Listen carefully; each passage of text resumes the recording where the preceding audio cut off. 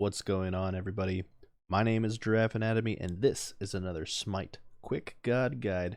Today, the god that we're going to be looking at is Bakasura, the Great Devourer. He's got a big old mouth inside of his chest, and he's hungry as balls. So yeah, what we're going to do is basically just go over his abilities.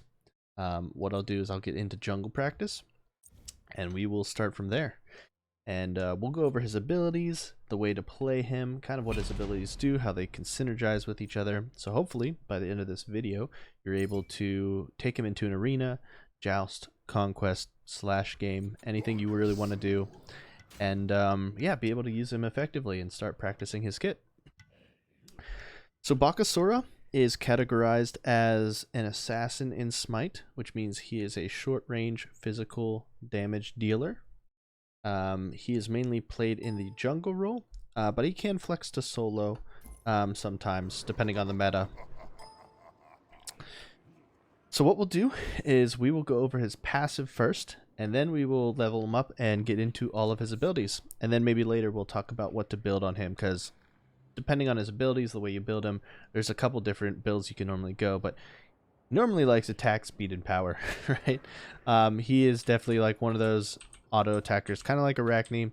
He's very left click oriented, but he has some nuances in his kit that are pretty unique, so we'll take a look at it here shortly. Bakasura's passive is called Insatiable Hunger. Bakasura's attack and movement speed temporarily increases for each enemy that he kills. Basically, you can stack it up to 3 times. Attack speed per stack is 7%. Movement speed per stack is 5%. The buff duration lasts for 10 seconds. What does this mean? So really quick, I am just going to make this really easy, I'm going to build just a bunch of attack speed items real quick. So I'll do this, I'll do that. Let's build an Aussie here. Let's build a kin size. This is all attack speed, just so I could show you really quick what it looks like to kill somebody and what his passive looks like. So as I hold down left click, you see this circle here? That basically lets you know you have 1 stack of his passive, and when you kill another person, that's 2, right? And this will last 10 seconds. You can see the countdown happening, right? 3, 2, 1. That goes away, and his stacks go away, right? So basically, what this is doing is, let's get on it. There we go. For each stack, he's getting an extra 7% attack speed and 5% movement speed. So if you look at these numbers down in the corner, right now I'm at 2.22. I will get an extra 7% when I kill him. See that? 2.29. And then now if I kill another one, 2.37, right? And if I kill a third, right? And each time this is resetting, right? Each time I kill them, this resets. So you can keep these stacks pretty long if you can keep resetting it, right? If you keep killing people. It's a really good way to just snowball in a team fight. Once you get 1 kill, you're able to move faster, you're able to attack faster, right? So you see my movement speed and attack speed. Now it's all gone down from 470 down to 418, right? So this is how you can keep track of it, is these 3 little ones. We'll talk about all these other little dots above it here in a second. But yeah, this is passive. This is one of the easiest ways to like basically get his attack speed up, right? You jump in, you kill somebody, you get that attack speed buff. And then now you're basically just on a roll, right? So really quick, let's level him up to 20. And then we're going to go into all of his abilities here. So I will level them all up, and we can talk about them. So let's talk about Bakasura's first ability called Takedown. Bakasura leaps to his target ground location, right? Dealing damage to all enemies in the area, and increases the damage they take from all sources by 10 seconds or 3 seconds, right? So as you can see, it starts at 100. Once you level it all the way up, it's 340. And then the damage taken is increased by 10% if you hit somebody. So basically it's a leap. This is what it looks like. When you hit somebody with it, right, they're going to get that debuff. You can see that around him. That means for that amount of time, he's going to be taking increased damage. So when I hit him once, 253, right, 260, 270, 280. I think it caps around like 280, right? Once I get everything like the Ichabod stacked and stuff. If I jump on them with this one, Now it's 310, right? You see that 310, 310, 310 instead of 282. That just means that's the extra 10% coming into play from my 1 when I jump on them, right? So one more time, I'll show you. If I jump on him, 310 now, right? He's taking increased damage. Plus you're getting the 23 ticks on the the kin size instead of the 21 ticks, right? So you'll see that 10% increase if you can jump on your enemy with your 1. So it's really good in that instance, right? Let's talk about Bakasura's 2, called Eat Minion. Also, this goes over walls. You can farm with it really effectively. I'll show you how to do that and kind of talk with his kit once I get through it. Let's talk about his second ability, Eat Minion. Bakasura grabs a minion and devours it, healing himself, restoring mana, reducing his first and third ability cooldowns, and gaining a protections buff. The large jungle monsters must be at 33% health to be eaten, but will provide 2 minions towards Regurgitate. Up to 6 minions can be restored for Regurgitate. What's Regurgitate? That's his ultimate. We'll talk about that in a bit. Basically, these 3 little things you see up here are part of his Eat Minion ability. I'll show you what that looks like here. We can start with a buff camp, because more often than not, you're going to be clearing buff camps with him. And what you can do with a buff camp, if you're using this ability, this is what it looks like. It's very short range, right? And a target needs to be in this range to eat it, but you can eat the little ones right away, right? And it kind of snaps to them a little bit. Even if you're like kind of away from them, it'll snap onto the closest minion here. And if you see those little jaws, right, that means you can eat him right away. If you go to the big one, because he's not at 33% health, right, you can't eat him quite yet. He's a little too beefy. These 2 you can, though. So you can eat one of these right off the bat. You suck them up like that. And that's how you do it. And then when you suck them up like that, right, you get a stack here. You get a stack, and then this stacks up to 6 times, right? You can store basically 6 of these minions, and this will come into play with your ultimate later, right? So basically you'll see how many stacks of Eat Minion you have here. Yeah. Let's try this one more time, but with the big minion. Basically, if you hit him twice, nope, 3 times. There we go. It might be twice, it might be 3 times. I didn't see the signal on it, but you can basically eat him once he gets under a certain threshold, right? And then you're seeing all of this, right? You're seeing I have 3 stacks of them because I've eaten 3 minions total with the Eat Minion. If I eat another one here, or actually I've only eaten 2. The big one provides 2, right? So you basically have the big one at 2, the Eat Minion. Now I'm at 4, and you can do this up to 6 times. So I'll show you one more time. Let me do this. See, I can't eat him right now. Still can't eat him. There we go. He's under 33% health. I'm able to eat the big one. So now I have a full 6 stacks. Also, in case you guys didn't know, Bakasura is getting these attack speed stacks just from killing minions. So it says in his passive enemies, right, that he kills. That includes minions. So you can actually stack this pretty effectively. And one thing you want to do with Bakasura that you'll learn with his kit is you're going to want to fight like with jungle camps and like minion waves near you sometimes, because you can stack this stuff pretty easily to then kill enemy gods. So if you're able to eat minions off of a wave with his Eat Minion ability, you're going to get mana restored, you're going to get your cooldowns decreased, you're going to get protections, right? So if you're in a fight with somebody and you jump on them, right, and then you use your 3 and then you eat a minion, see how he got some cooldowns on his 1? They'll be up a little bit faster, right? And then now I have my all 3 of these of my passive stacked. That's how you want to use Bakasura. So the biggest takeaway about him with his first and his second ability, like Eat Minion plays into like everything that he does, right? If you're going to start a fight and you're near minion wave, start the fight by eating a minion, right? You'll get those protections. You will get the cooldown decrease if you had something on cooldown. Like I said, if you jumped in and then you ate the minion, right? So you kind of want to try and look for things to eat in the middle of team fights, or like right before a team fight, or even like ganking somebody, right? If you popped your 3 already, and then you jumped into a fight, right, and you're starting to attack them, you're stacking your passive here. Oh, I'm going to eat a minion real quick. Cool. Now my 3's up again. I can do the buff again. You're good to go, right? So let's talk about his 3, and then I'll kind of talk about like how you can run around with him in the jungle and stuff like that too. So his third ability here is called Butcher Blades. Bakasura passively gains physical power. So as you level this up, from the first level, it's 10 physical power that he's getting passively. That's this thing you've been seeing here this whole time.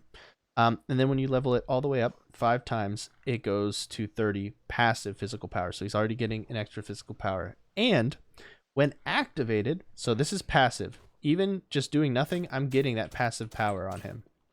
But when you activate it, like this, you start doing true damage to a target.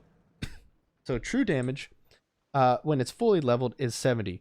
What is true damage? True damage basically ignores and bypasses all protections. You will do 70 damage to a target unless they have, I believe it's like damage mitigation or damage reduction or something like that. So as long as you don't have damage mitigation, if you have a mitigation of like 15%, you're going to do less damage than the 70. But if they don't have anything like that, if they don't have mitigations or damage reduction, if they just have like protections, you will still do 70 damage. It doesn't matter if they have 325 full physical defense protections, you will still do 70 damage to that target. And you can see that as I'm attacking out in here, right now you see the 282 and the 21. When I press 3, see that 70 showing up every time I hit him? That 70 is the true damage that's being done on top of your other damage, right? So that's basically what true damage is. It ignores and bypasses protections. So it doesn't matter how beefy they are, it will do that much damage to them, period, right? And that lasts for 6 seconds. So really what you're doing with these first 3 abilities with Bakasura, most of the time, you can use his leap to escape. Once again, Bakasura as a relic uses blink very well, because you can basically blink on somebody in 3. And you can melt a lot of people this way. And you can save your 1 to either catch up after they leap, right? So if they have a leap ability, you might want to blink in and start 3ing them first. And then when they leap away, you leap to then close the gap and continue sticking on them, right?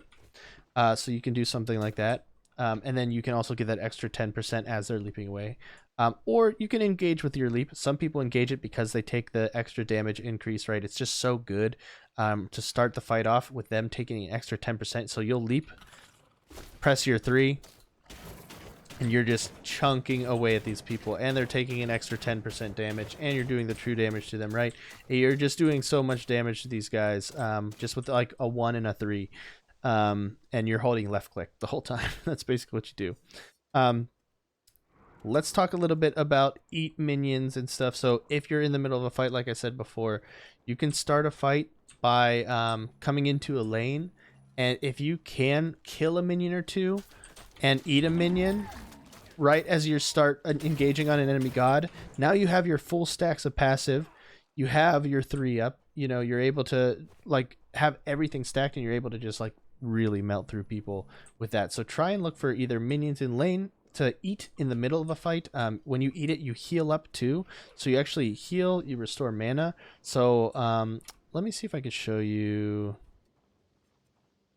Wonder how much damage he'll do to me. Yeah, do that damage, Guan. Do that damage. Smack me. Smack me, daddy. Oops. So if you go and you can find a minion after fighting, look at that health that I just got back just from that, right? You can heal pretty effectively either in the middle of a team fight by sucking up a minion and eating them, or if you got out of like a kind of a dicey situation, you can start, like you can still go do a buff camp. This makes Bakasura really good at farming. One of the best things he does very well is farm, because he can get rid of a minion right away. He can attack them, and it takes him less time to clear camps because he can eat one. And also, even if you're low, you can technically just go from camp to camp and start eating all the little minions to start off with, and then you can clear it, and then eventually you'll be full health anyway just from eating minions over and over again, right? So it makes him very effective at farming. One of the best things that he does, and one of the things you should really focus on right away with him, is farming, trying to get to level 20 as fast as possible. He does it better than probably any god in Smite, just because of his eat minion ability. You're able to eat him, get those protections, get the health back, gives him sustain, it gives him mana, it gives him health, so he's able to stay in the jungle, not have to back as often. Even if he gets into a dicey situation in a fight in mid or solo or something like that, he can just go into a camp, eat a minion, and then he's like almost back to like full health after eating like another like 2 or 3 minions, right, while he's still farming. So he's still doing his job. He's able to leap from camp to camp and just like use a lot of his mobility to get around the map.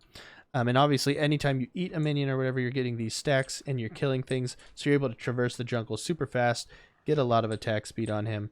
Like I said, you come over here, you're in a camp, you eat a minion, right? That's 1 stack. Here, 2, 3. I'm at 3 stacks. I'm running. I have all this freaking movement speed, all this attack speed. I'm going to the next camp, clearing that. You're good to go. So yeah, so let's talk about Regurgitate, which is Bakasura's ultimate. So you're wondering, hey, I've been eating a million minions, right? It caps at 6, but why have they stayed there, and what do they do? Well, that plays into his ultimate here, which is called Regurgitate. Bakasura regurgitates all of the minions consumed by his Eat Minion ability at his ground target location that slows for 3 seconds and cripples enemy players. This area lasts for 6 seconds. Bakasura's basic attacks become a cone, right? They become cone attacks, and he is immune to crowd control for a short duration. Bakasura is able to use Eat Minion in his regurgitated minions, on his regurgitated minions, right? So what does this do? If you're using his ult, this is what the circle looks like. And in this area, right? In this area, this is where your minions are going to come from and come out of the ground, basically. This is where you're going to slow somebody and you're going to cripple them. The cripple is important because cripple makes an enemy god not be able to use their movement ability. So if you have Neath that backflips, you know, if you have anybody with like a leap or an escape or a dash or anything like that, you cripple them so they can't use that. And as long as they're in that little area, they won't be able to run away from it, and they're slowed, so it's hard for them to like really get out of it. So what does it look like when you have a full stack of 6 minions and the circle? I'll show you real quick. I'll just throw it on him there. See how the minions come out and attack him? And in this whole area, he's like crippled and slowed. That's basically what it does. And you can use your Eat Minion ability on one of these guys, right, to heal in the middle of that fight. So really quick, let me just go back. I'm going to get 1 minion. I know I didn't attack, but I'll show you what it looks like when you attack him. I can't eat this guy. It's late. I'm having a brain fart. But let me get on this. I'll eat another minion here. Right? So I have a minion. You'll at least see one of them there. But when you use this ability on an enemy, I will show you what it looks like. So you kind of want to put it on them and be able to either jump to them, right, and get them in this circle so they can't get away. And you just hold left click and you eat the crap out of them. And if you need to heal, you can eat your minion real quick, right, get those protections and start, right? Some people I know, they basically start by, they will ult and then eat a minion right away just to get all these extra protections and everything like that, right? And decrease their cooldown. So if you can ult and you can jump and press your 3, right? And then eat a minion real quick and get the cooldown reduction and all that stuff. Like, people do that basically to try and get the most out of this. You can use all your abilities at once with him. It's really, really good. So yeah, that's basically his Regurgitate ability. It enables you to just hold left click on people. If they're within that little circle, they are just so dead. So dead, so dead.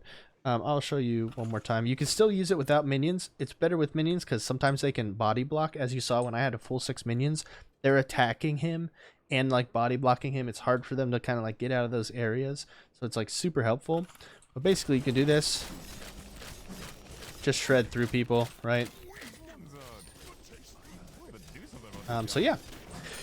When you attack somebody with Bakasura, you basically want to always have your 3 active if it is up and available. So when you can, pop your 3 anytime you're holding left click on them, right? It's going to give you that true damage.